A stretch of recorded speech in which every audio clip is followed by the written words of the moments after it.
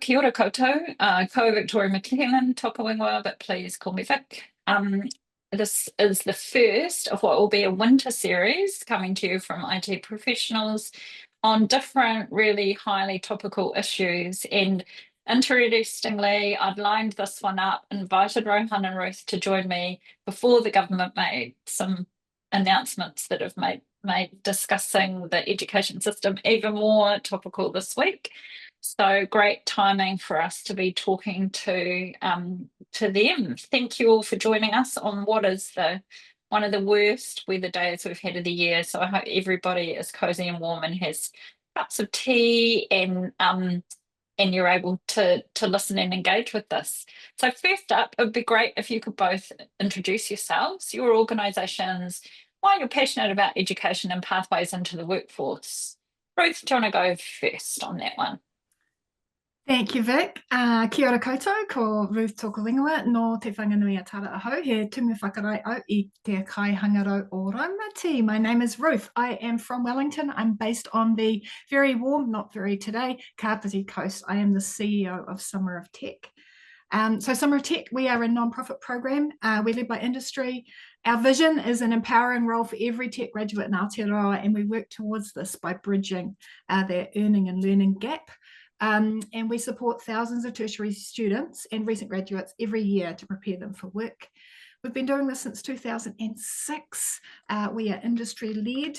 Why am I so passionate about this? Is because I'm driven by helping people be their best, reaching their potential and connecting them with opportunities. So I love living in Aotearoa because it's a village. It's really easy to connect and stay in touch with people.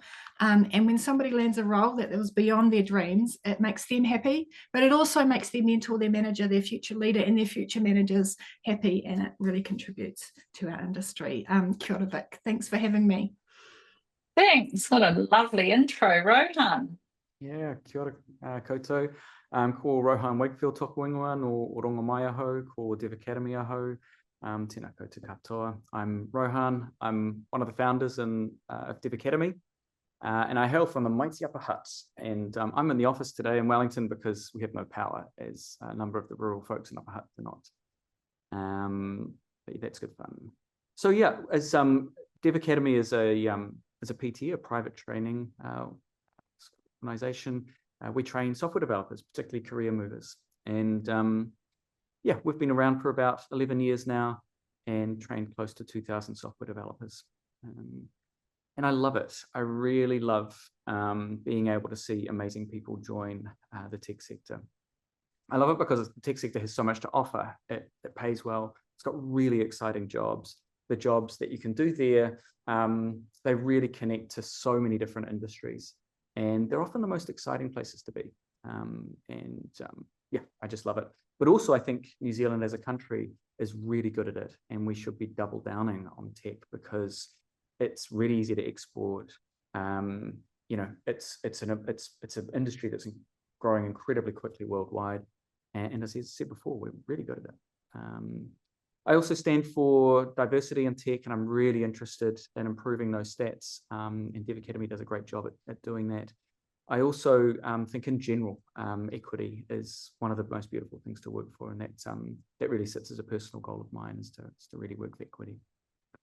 Kia ora.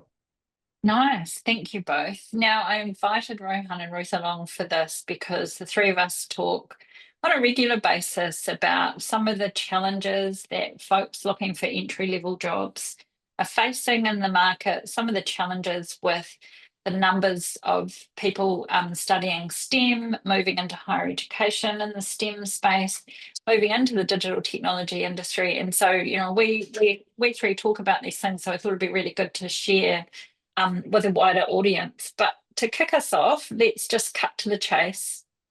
Rohan, why do you think the education to employment pipeline in Aotearoa is so broken right now? Yeah, there's a few main factors, I believe. I think employers are generally risk adverse in the current climate, and juniors are seen as a cost, not as an investment. And there's a real disconnect between education and industry. I think that's again where Ruth does amazing work and providing that bridge, but there's still a disconnect, and training often doesn't align with the hiring needs. And I think we need to think about that very carefully as educators and keep talking to our sector and make sure that transition is working.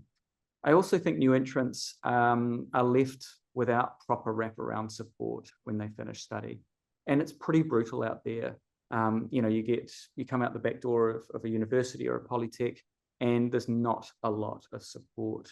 And that's something that Dev Academy has really tried to do and provide more of that support. And in fact, we don't, you know, you can use us as much as you like for as long as you like as a graduate, because we believe that's an incredibly important thing to do.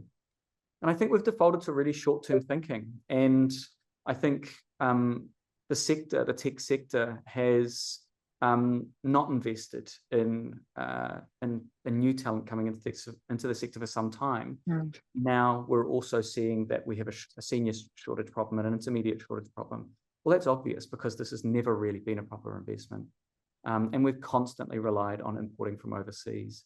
And, you know, this has been a problem for some time, but now it's really exacerbated, I think, because of the fact that we can work from anywhere. And we've got so many seniors now working for international companies, and they don't mentor anyone locally because, you know, those international companies are just cherry picking the senior talent from everywhere.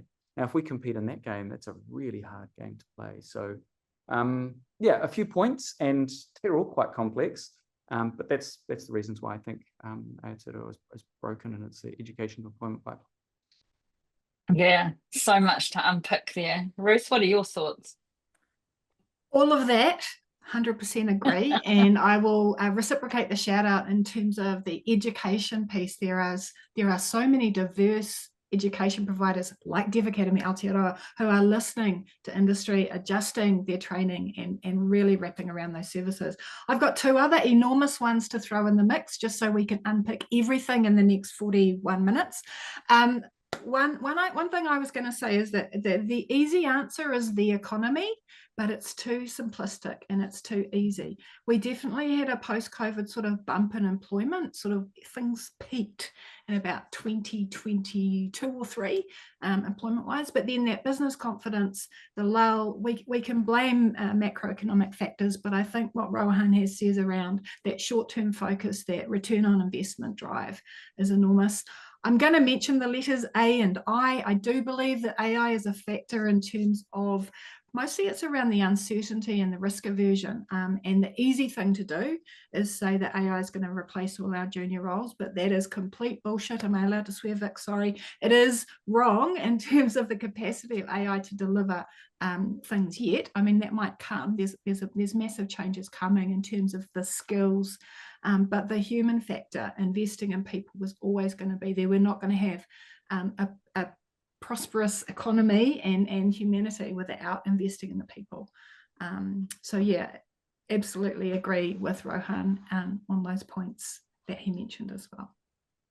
I think one of the first things you said, Rohan, was it's pretty brutal out there, and I hear every day from people who tell me they've applied for 100 jobs and not heard anything back. And essentially what we're all observing at the moment is that entry-level roles, graduates, internships, junior roles have all but disappeared. Have you ever seen this before in the 11 years of Dev Academy? Have you seen this before? I would say that last year was the worst I had ever seen.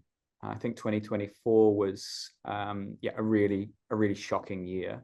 And we had some of the hardest employment situations that we'd ever seen. Previous downturns, it's slowed, but it's never really slowed to that extent. And I do think, you know, the economy has contracted a lot, and we've seen ups and downs in our economy, but I've never seen the scale of layoffs in Wellington from government like this before, not in my lifetime. I've never seen so many tech businesses scale down to the extent they have and even shut up.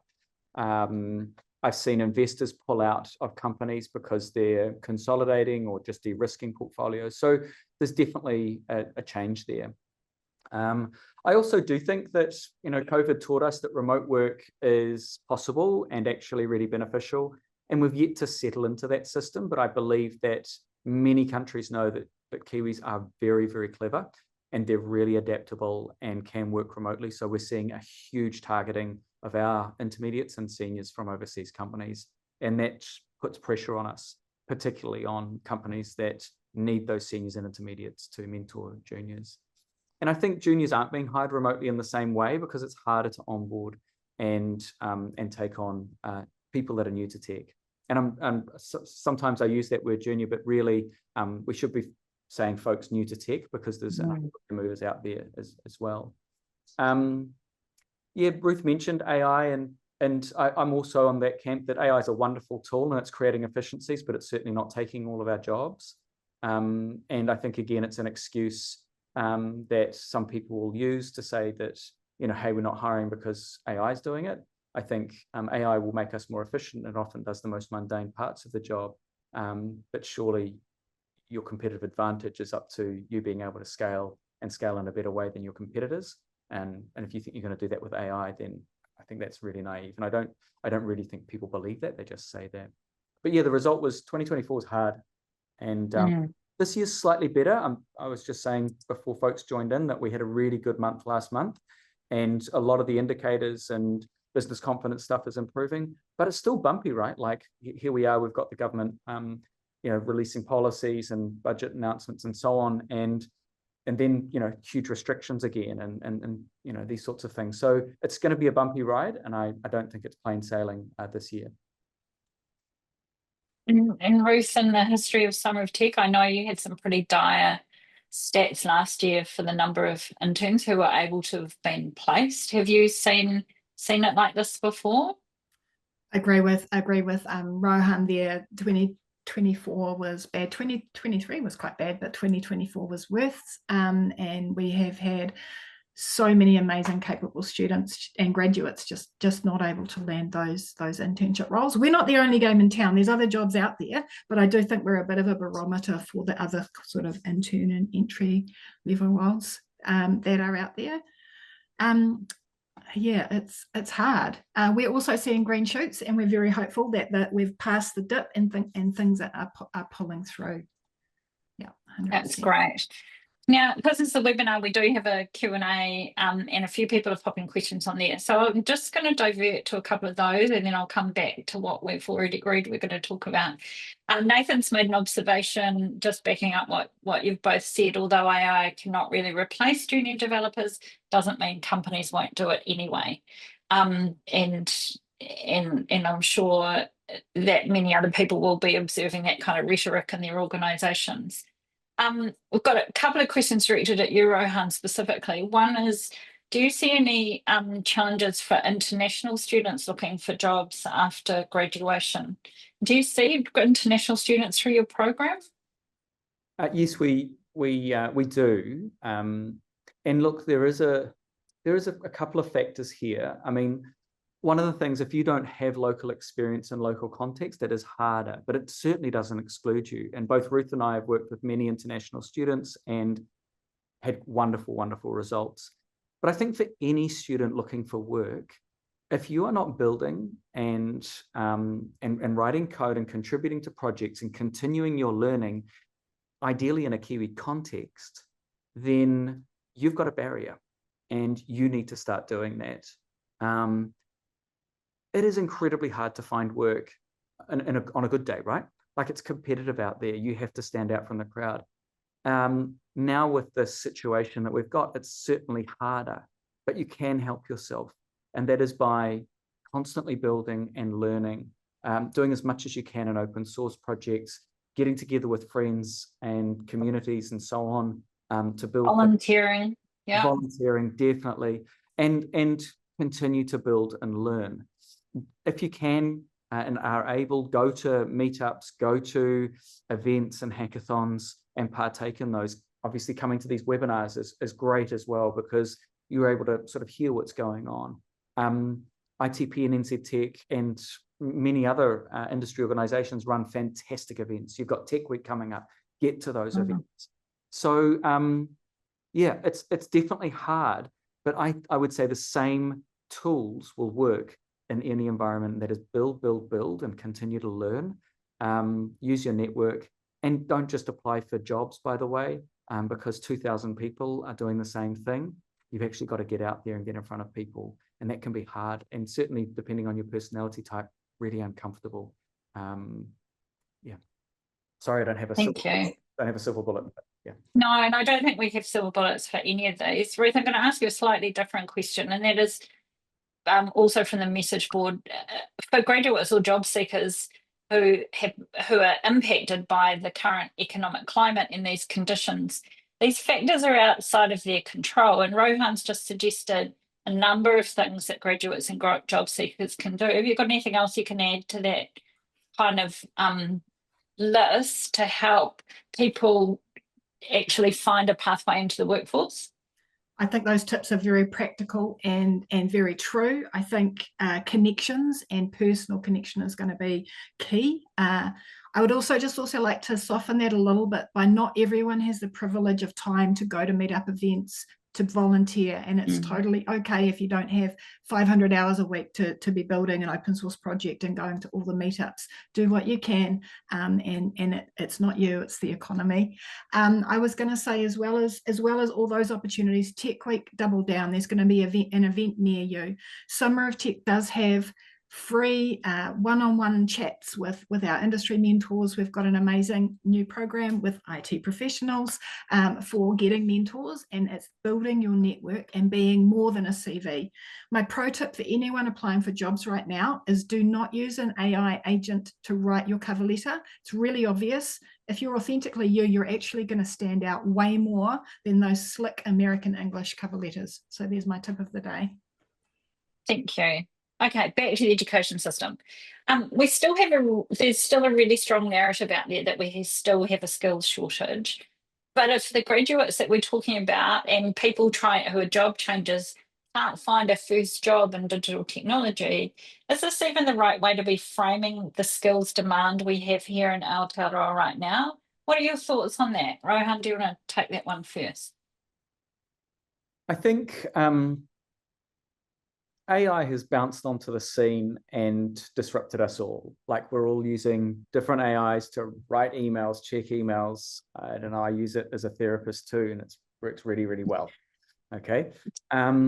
It's a powerful thing. And like with any powerful thing, we're trying to use it and find its use. A month ago, I saw someone post saying, hey, I just with no code prompts, I had an AI build a fully functional web app. Software developers are going to be made redundant. And I was like, wow. And this was someone fairly credible. And I followed this person, and literally within 2 days, they were like, scrap that. That app I built is broken. I've got so many users, and what do I do? Help! And the thing is we have to understand the limitations of AI. I do have the fortune of my business partner being incredibly expert in AI tools and does a lot of analysis in this area. And they are not taking over the software developer role, not at a junior level, not at an intermediate level or a senior level. They are taking over some of the functions. And you're right to think that some of those junior level software developer functions can be taken over by AI. However, it's really important we understand why and what the AI is doing. And the AI is doing a lot of the mundane and really boring stuff. So it's making our jobs more interesting, okay? But a junior still has a lot of junior work to do. And often the role of a junior is to do a lot of mirroring and checking. And I think juniors also are going to be using AI to do a lot of prompting and checking. And that's actually going to become a big part of a junior developer's role. So I think it's changing. But I don't think we're going to have a problem growing senior talent because of AI. I think we're going to have to really quickly understand these tools and understand what it means to be a junior and how to grow talent in a human way, because the human side of us is incredibly valuable. That is something that AI will never really master. But to step away from those things that are more mundane and boring so that our machines can do them. Good insight there. So Ruth, what's your take on the skills shortage situation? I've been saying for years that we don't have a skill shortage. We have an opportunity shortage and imagination shortage on behalf of employers. So I completely agree with Ro in terms of the AI threat. The opportunity is to use it as a tool, and that you can put that on your CV. I write good prompts, or I know how to be an AI operator. So, I mean, if you Google it, every day the skills shortage globally is going to be changing, and you're never going to keep up with it. But if you come out of your education with an appetite and skills for learning, for seeking knowledge, for growing, for adapting, for being curious about the world, you are 90% of the way there. Over 20 years of people employing interns in our program, they're not hiring on skill. They're hiring on attitude, aptitude, and potential. It is stuff that is really hard to teach. I'm not saying education's not important. Get those good grades, stay and get your qualification, but the fundamental stuff that you're getting through your education is going to be with you lifelong. So the supply side is fine. We have plenty of skills. We actually need a systems change in Aotearoa, and this is not down to the students coming through, it's down to industry, employers, their investment. It's government, and we're going to get into that in a sec, I'm sure. But the talent is strong. The opportunity in Aotearoa is where we need to fix it. Australia's hiring. They haven't slowed down as much as we have. They're hiring our awesome people. We want to keep them here and show them that we value them. Yeah, and Andrew totally on the Q&A totally backs up your point, saying he thinks that it's not a skill shortage, it's a unicorn shortage, and hirers are just risk adverse and looking for that one perfect unicorn, perfect and person, and yeah, which is a great point. Now I know there's lots of questions coming in, but I do want to carry on with the education stuff for a minute. Let's tackle one of my pet peeve topics, which is the reformation of the vocational education system, the replacement of Te Pūkenga, the getting rid of Rove as we knew it, the replacement of the workforce development councils, and the decision that digital technologies doesn't warrant having an industry standards board in the new model for ourselves. Winds me up, so I'm not going to go on about it. But one of my observations is that if an education system is not tertiary, so vocational through the politics or programs like yours, Ro, or many of the other great private training enterprises education, it's almost treated like a second-class system. And yet the evidence would suggest that these other pathways are incredibly successful, and students who graduate from these pathways have amazing careers. So I just want to talk about, what are your thoughts on the government's announcements and changes, and my observation that non-tertiary is treated like second-class citizens? So who wants to take that one first? Because I know it's a loaded question. Can I start just really quickly? Sure. I was just going to reflect that the three of us spent many months of our lives, more than a decade ago, trying to advise people on this stuff. So this is coming from a place of a lot of emotion for all of us. But I think that we're going backwards, that we're about to lose a whole bunch of knowledge and momentum that has been, built and rebuilt at great cost over the past few years. I'll throw it over to Rohan, because I think you had less emotional things to say.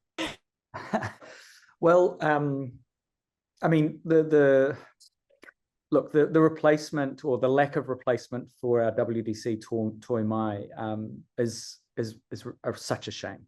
Look, I'm all for a government entity or an organisation being shut down if it doesn't perform, but Toi Mai was so far from that.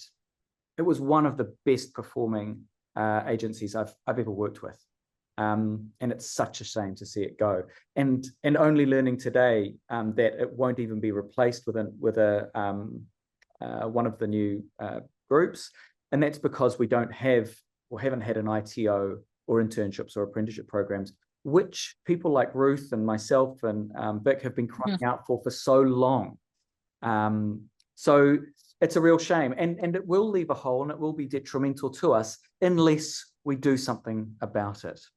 And I know that the three of us are, and I strongly encourage anyone out there with a voice to really shout about this, because I think we have got an amazing tech sector that hasn't really had strong leadership. And I don't want to put the blame on any industry body here. I don't want to put the blame on anyone. I just want us to take responsibility for that and to think, what can we do when we come together? Because people like Vic often bring people together, and other agencies as well will bring folks together, and we have wonderful conversations. But unfortunately, those conversations often struggle. And I do think that we really need to have that coherent voice come through, and that needs to really be strong. Vic, you mentioned this sort of second-rate citizen of that vocational training compared to universities. Yeah, that's definitely still apparent now. I wouldn't say it's as strong, though. You've got organizations like ourselves that are starting to prove themselves and starting to get recognized, and I think that's wonderful. But we're also in that we're seeing our universities be criticized, and I would say that I'm seeing some of them change. I had a really good conversation with a university this week, one of their departments, who really are taking responsibility for the outcomes of their students, and I think that's fantastic. I just think that's really, really good that they're putting that first. I wouldn't say it's all of them, but I do think when it comes to government policy that universities tend to get a bit of a clear run, and there's not any real understanding or investigation from government into the wider sector and its performance. Now, we can change this. And I don't know if you want me to talk about what I would like to see changed in some of the initiatives, but yeah, that was the answer to the. Why don't you take that away now, and then Ruth can talk about what she'd like to see changed, and then we'll go back to the message board. Okay. So if I had my way, for a start, I'd properly fund Summer of Tech. I'd give them a good amount of money, and instead of working off the smell of an oily rag. And believe me, they accomplish a huge amount on what they have, which is amazing. But really, giving them what they deserve, which I believe the value is huge. But let's say it's $5,000 per student they place, they'd probably be able to place most students of the country, I think, with that amount of money. That would be change. That would actually be amazing for our pipeline, okay? I also think that you need to change the way you fund educators. If it's vocational education, then yes, pay your educators to train folks, but you also need to pay educators that are getting the results for their students. So if you see educators getting their students into work, and I do mean work, like Summer of Tech, although they offer internships, those internships pretty much always go into work. I think there's a little bit of pseudo internship that goes on in some organizations, certainly not Summer of Tech, just being clear about that, but pseudo internships where it looks like you're getting work or an internship, but it ends and there's nothing for you there. And you're still high and dry as a graduate. And I think that's really poor. But I think for example, if you paid us and you paid universities and you paid polytechs to get outcomes for their students, and that outcome was work, you'd see a really big shift in the attitude of educators. Now, we're already on that bandwagon because we measure ourselves on the ability for our grads to get work, but we are fairly unique in a sector that is actually looking to make money out of students. I said it here, folks. That's true. I'm thrilled you said it, but it's something that I echo completely. Thank you. Thank you so much for those comments. Cool. Ruth, if you had a crystal ball, millions of dollars, whatever, what would you change? What would you do?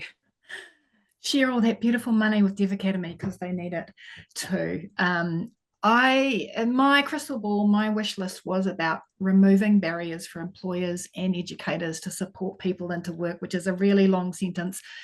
If we're looking at more modern apprenticeships that will work for tech, I'm all for this. It's around that wraparound support into the first 2 years of employment. So pay someone for this. It could be the employer, the mentor, the education provider, whoever is best placed, because think of the taxpayer money that has gone into the education, the welfare, the health, everything that's gone in to create that new person coming into tech.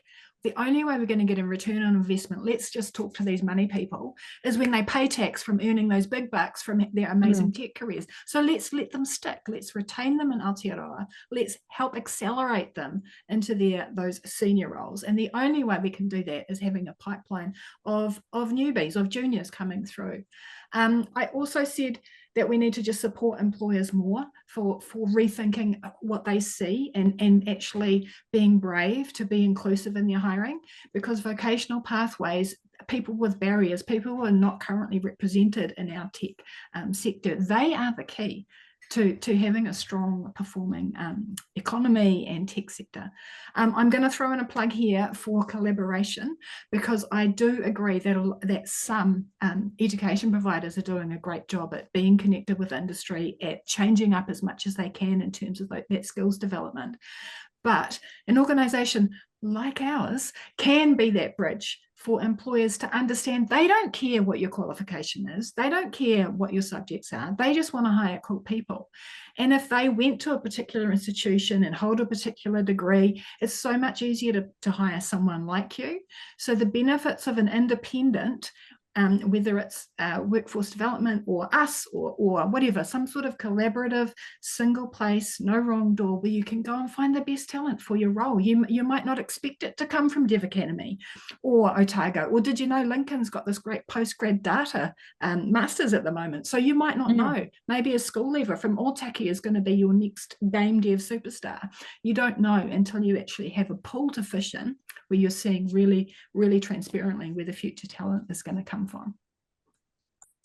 Thanks. Thank you both. Some big issues that we've unearthed there, and we can have a whole other webinar about this. I'm going to do some quick fire. I'll ask you, each of you, question, so you don't both get to answer all of these. So the first one, Sean has observed that to become an experienced senior level person, which is what employers seem to want, there's a potential that AI is going to disrupt the pathways into the workforce for juniors. Rohan, you kind of talked quite a bit about the AI disruption. Do you agree that the learning progression will need to change because of AI? Yeah, I think I said that before, Vic. Yes, I do. I think that, yeah, I do. And I think that that's happening. Certainly in our school, we're bringing in more of those AI tools. And we actually have an AI program that is for folks that are already out there. But also we're seeing a lot of companies changing those roles of a junior to incorporate more AI tools, but it doesn't make the junior role redundant. Yeah, and I think that's the really important message we collectively need to be getting across to employers. Yeah. Ruth, Alex is asking about mentorships, because you mentioned mentoring earlier. And can you just describe how having a good mentor can make a really important difference for someone who's looking for a job? Oh my goodness, where can I start? I think having a mentor at any stage of your career is hugely valuable. It's like a coach, a cheerleader, a confidence builder, but also a get shit done person who can help kind of wade through the stuff. There's a lot of advice out there, but having a sounding board, having someone who's been there, done that, hopefully working in industry, to really just accelerate the path for you to find the right door and then knock it down. I'm a big advocate of mentors, but also champions, and that they're a slightly different role, but that mentor is someone to be your sounding board, to really help you understand, because it is tough out there, and just having someone in your ear, helping advise, helping you come to your own conclusions, not tell you what to do. I think I said it before, that Aotearoa is a village. It is absolutely who you know. And you shouldn't say that, but it's true. A lot of, in this kind of job market, that personal introduction. So I think you mentioned before that somebody had made 100 job applications and wasn't getting an interview. Yeah. Think of the hiring manager who's got 10 grad roles. They used to have 50, but because of budget cuts this year, they've got 10. They've got 2,000 applicants. You know, I feel sorry for them too. So how are you going to stand out from the other 1,000 applicants, 2,000 applicants? It's somebody in the office saying, oh, I met this person at a meetup, or my mate is mentoring this person, you should chat with them. So I think it can be hugely beneficial. Excellent, thank you. Rohan,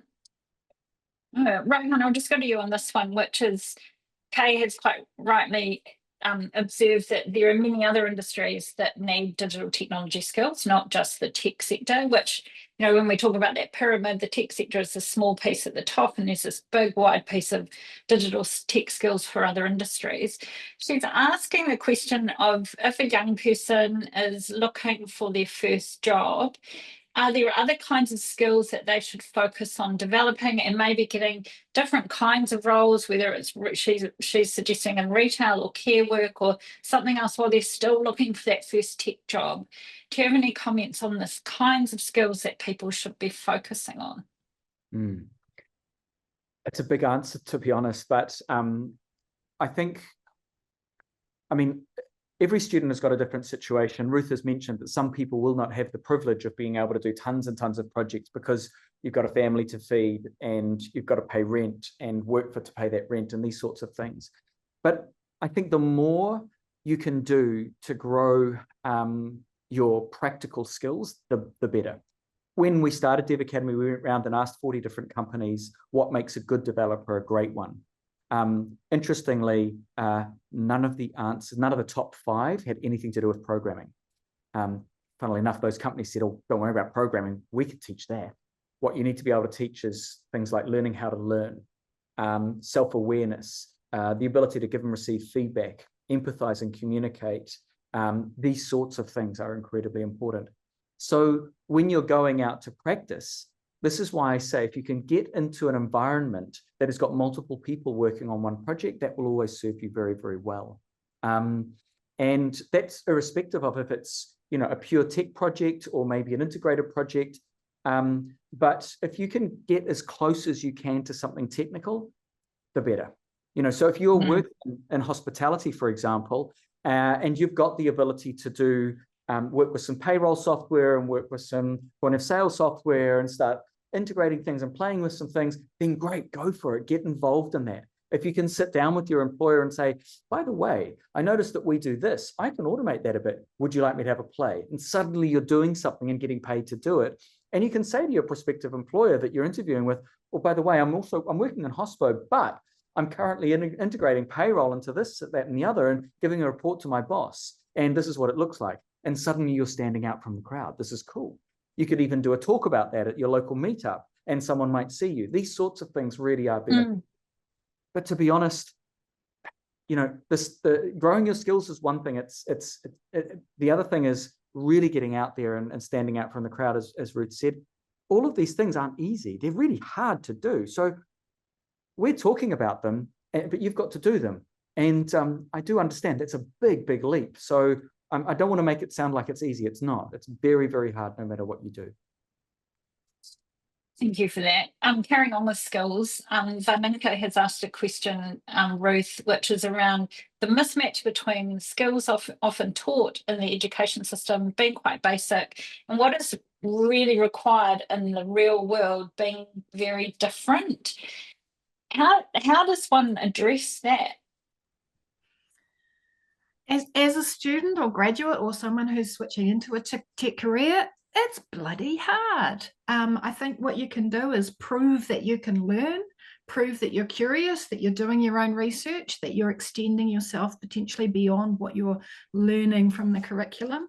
The thing you need to do is find an employer who gets it. Like Rohan said before, many of the hiring managers we work with say, oh, we can teach that, we're more interested in this. It doesn't help your confidence when you have this illusion that what you've learned is the wrong stuff. It's not wrong. There is no wasted learning. As long as you understand that tech is changing all the time, you will constantly be upskilling and relearning and unlearning and figuring out new tools. It's just a tool. Be confident in what you're being taught, but also be curious. There are a million resources out there, most of them free, that you can continue your ongoing learning and skills development. And there's nothing beats doing a real tangible project with what you're learning and being able to show and explore and break stuff and talk about that. The right employer is going to get that. Yeah. And that's often where volunteering can help as well, because you might be volunteering for your church up shop or for some other community group that you're already involved with, that you can get your teeth into a project, can't you? Absolutely, absolutely. And I was going to add to that that volunteering piece. You might actually have already done it. You might not be aware of it. I think Rohan and I, and probably you too, Vic, have spent a lot of time helping people reformat their CVs, because the transferable skills that you have from life might not be the ones that you think of. You know, if you've ever organized a family party, right? That's working as a team. That's dealing with difficult people. That's delivering on time and under budget. You know, you can actually incorporate some of your, you know, it might be your church, it might be your sports team, it could be anything, your community group. There's stuff that you've got that you can translate, but also build on that tech stuff as well. Awesome. I'm just going to do a couple more for the message board, and then we're going to end on a positive note. Rohan, any thoughts on the trend vibe coding? Yes, I talked a little bit about this, but the concept of vibe coding is really using you know, basic prompts, non-technical coding, non-coding prompts to be able to write software. And we're seeing this, you know, we're seeing a lot of this online. And I used the example before of someone saying, hey, I've just built something, it's going to be amazing. And then they really find out it's just not robust enough to be able to manage any sort of clientele. There are some uses for vibe coding, particularly in prototyping, particularly for idea generation. It's great for, you know, testing concepts and being able to play with things. It's not very good for production code, and that's where you need actually humans involved. But it's a great side-along helper and so on. So yeah, vibe's got its place, but it's still got a long way to go to really take the role of a software developer. But yeah, I really love it. I've used quite a few you know, different AIs to test out different products and so on, but they're certainly not production level code. Yeah. Excellent, thank you. And last question from the message board to you, Ruth. Where should folks be looking for mentors? Ideally someone in industry, that might be through a connection or through recommendations. So someone who's working in the kind of role that you want to, that would be the best kind of person. But Summer of Tech and IT Professionals New Zealand have got mentor circles which are spun up. So go email me, ruth@summeroftech.co.nz, and I will help hook you into that if you are eligible, which means that you can plug into a mentor. But there's other places as well. Excellent, thank you. Right, let's end on a positive note, Rohan. Last question for you. Not everything's broken. Tell us some good news. Not everything is broken. It's true. So good news. Well, I think the employment market is slowly getting better. I think 2025 is slowly and bumpily improving, and that's a really good sign.